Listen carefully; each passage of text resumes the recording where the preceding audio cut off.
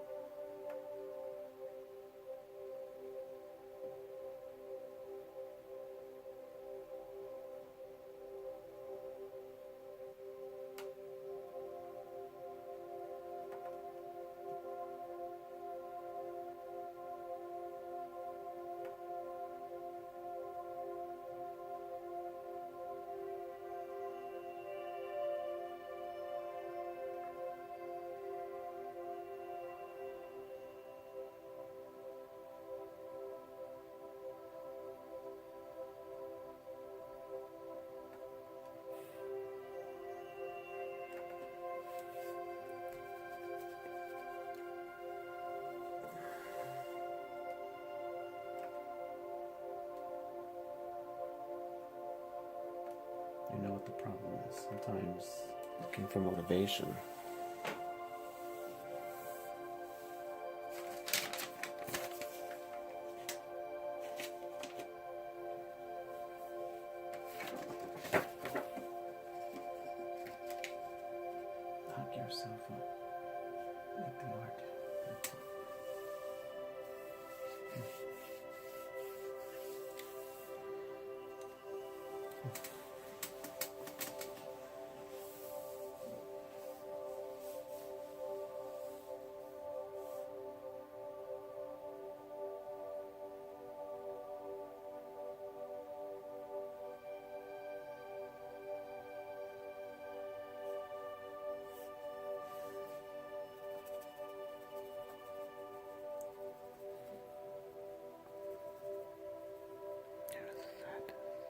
There's always an interesting sadness when I listen to this type of music. For some reason, this is. I guess music can help you.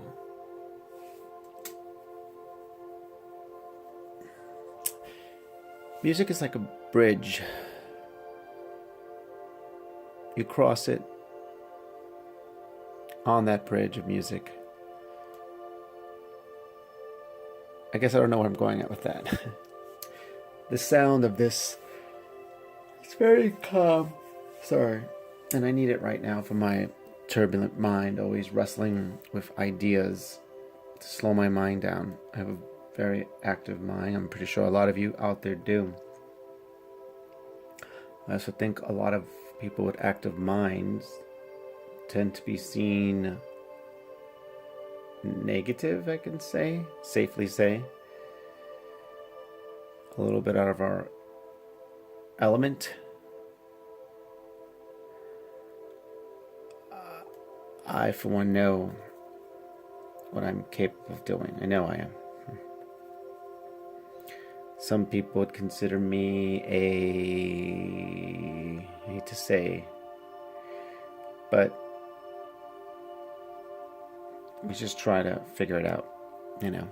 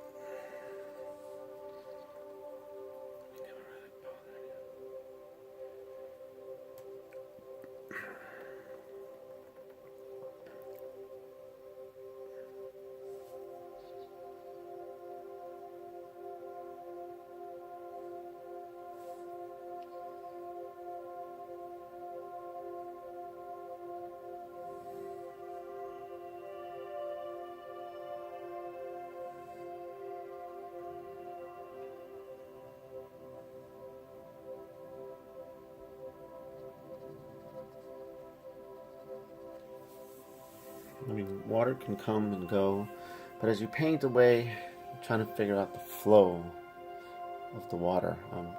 Doesn't feel very realistic. For me, it's just my first attempt, really, painting water from a photo, not from real life. So, to paint water from real life would be quite I have to say, I seem a little pressured, but who knows? It might be easy or hard or the same, but there's always a discovery.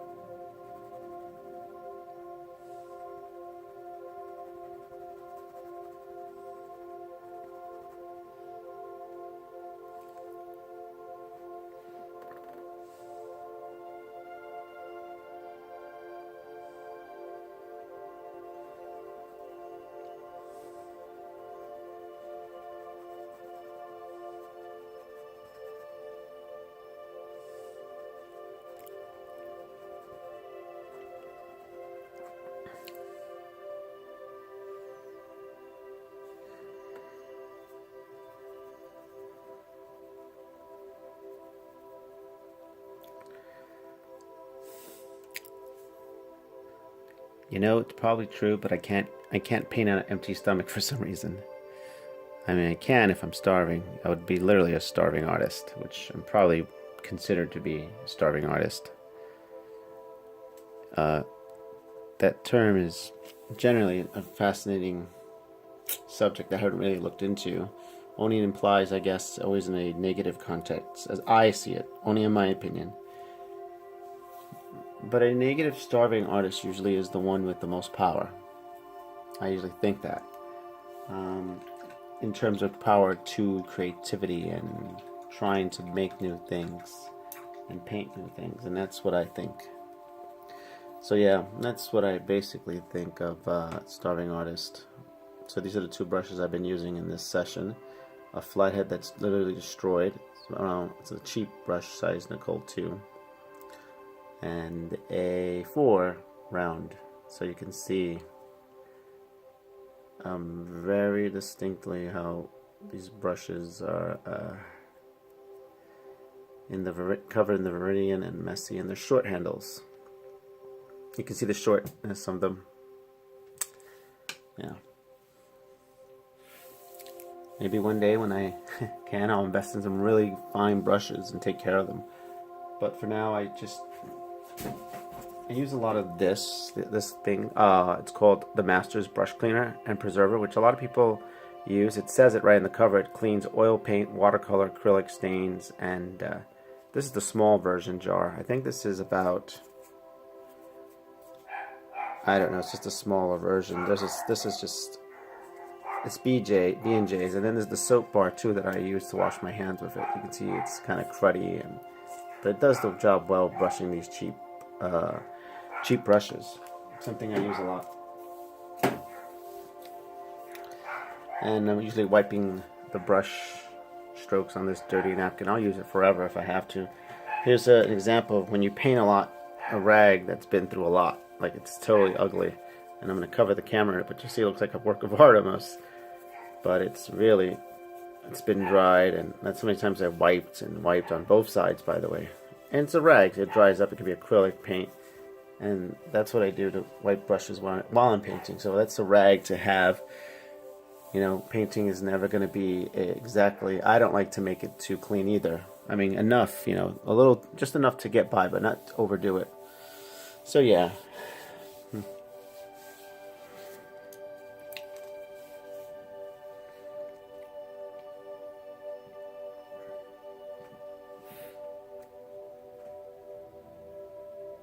There's just something here that's bothering me. As an artist, I like to just keep it going at it. And I can try to catch the waves of how things go. Like, if I can see how that goes, this goes this way. So I'm trying to paint it or draw it out sometimes. And the wave, how I see it sometimes or perceive it, it's going that way. So I'll rub it out a little bit and put a little more paint. And control the angles. You know, I'm thinking about my age now. I'm 41. And I'm an artist.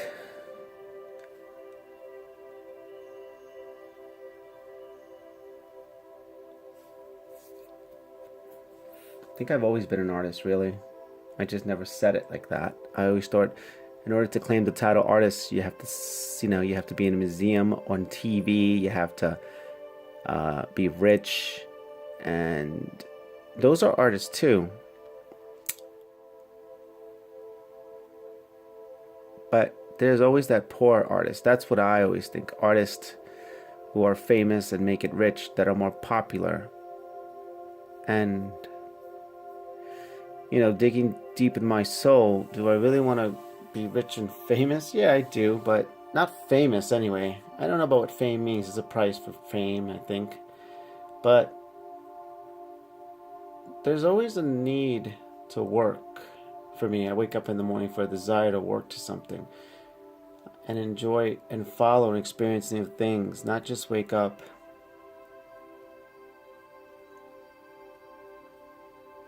and, you know, take a shower, brush my teeth, eat breakfast, and then also another task of what am I going to do for the rest of my day? You know, how am I going to feel that I completed myself? And that's where I want to feel, complete human being. But I think that's what life already gives us. So you don't need an artist to be that. You actually don't have to have a lot of things, and maybe your health is one, but to a certain extent. You just wake up as a normal human being every day. And that includes being happy, being sad, being depressed, being over energetic, under energetic, being fat, skinny, muscular, handicapped. I mean, to be in any of those situations is still something to look worthwhile. And I pause for a minute to be handicapped, and I'll tell you why I'm pausing about handicap. I work with a population, mentally and physically and socially, and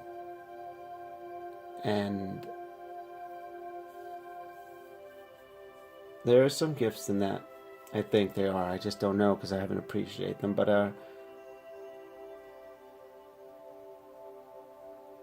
what do I know? I can't talk because I haven't been there. So I'm going to skip that subject because I really don't know. I don't want to start stating something I do not know anymore. It would make me more feel right. Or not the answer's right, but I just feel, what do I know? I'm not going to stand behind a camera and lie to you if I know what it is. I mean, I can give you an opinion, but what are my opinions still? Not based on anything. Only when I work with them, I still don't know. But for me personally, just waking up, I kind of enjoy looking forward to challenging myself with tools, pens, pencils, devices like the phone, looking for the beauty in everything I see. Like today, it's February 19, 2017, and it's so beautiful outside. It's 63 degrees, and it is around 4:29 in the evening in Staten Island. And what a beautiful day it is. And yet when I stepped out and I walked the dogs, it was beautiful, and I want to stay out there and enjoy that art. Like the beauty in that, I across the window I see these plants and trees and the light and the sky and the sun and how it hits it. Is something remarkable about that. And when the sun hits your skin, it's like you're part of that amazing world, that experience. It is beautiful.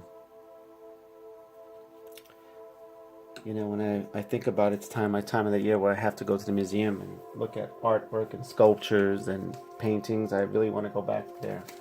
I highly suggest going if you want to be a painter or if just an artist, sculpture artist, or learning about how to draw handwritten fonts or build things, or be an engineer, or be a writer, or a singer,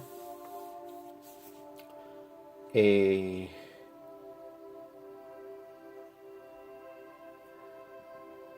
even a baker too. You know, a person wants to bake, draw, write, sing. All these skills. A museum is a fantastic place to go. And why do I give you that? Why do I say museum? Museum has so much visuals and so many moments when you stop and look at something and ask questions. That's why you take a notebook, or you take your phone with a recording device in it. Usually they have apps that record. They're free audio apps, or a pencil and pen, or a pencil, or whatever. And you have a camera. You can take a quick flash, not a flash, without the flash, of course, but just to reflect on something that catches your eye. And that's the beauty of a museum. It catches a time when you didn't make it, another human being made that, and you appreciate it because you look at it and you wonder what they, maybe 4,000 years ago, maybe 100 years ago, maybe 10 days ago. But it's quite an option to see what we can create with our hands and our imagination, given these tools.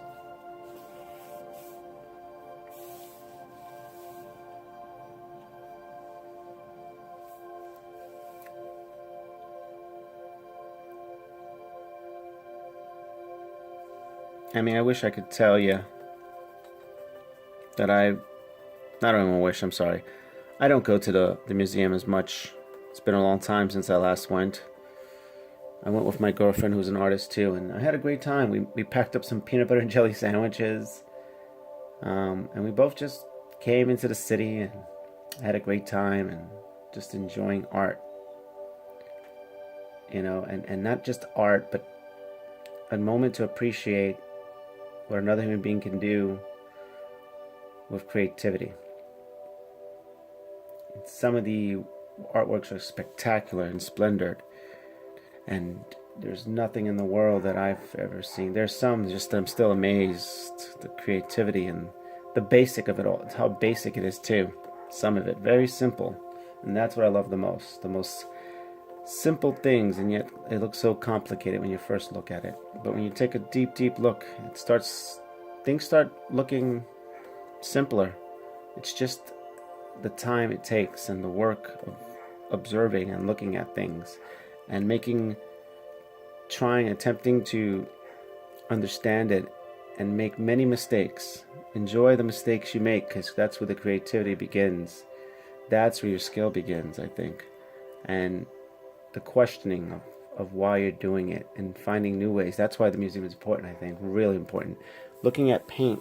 Yes, looking at a painting is one thing, and glimpsing it for 2 minutes, and then going to the side and reading what the artist had thought. But, there's a lot more to it. So I think when you look at a painting and sit there for hours, I wouldn't say hours, but give yourself 30, 35 minutes. Ask, what was the paint? Who was this person? And look at the sections of the paint. Look at the left side, the right, the bottom, or look at the overall subject. Look how they made colors. And for a minute, it's going to be dull maybe, or you're in an environment where you feel unwelcome or hungry.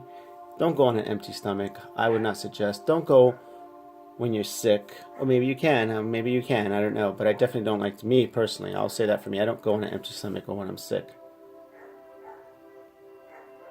But I strongly suggest you go there and ask yourself some questions about painters and the year too. Look at the time of the year. Research what countries, and I don't mean just research. That sounds like such a hard word to say, and it's very vague. What I mean is, maybe go to your local library. And I hate to say that, yeah, you're like, why would I go for all this information of trying to get a book that will tell me, it will tell me about a era of so much more information. But that's the way it is. But we do live in an information society now.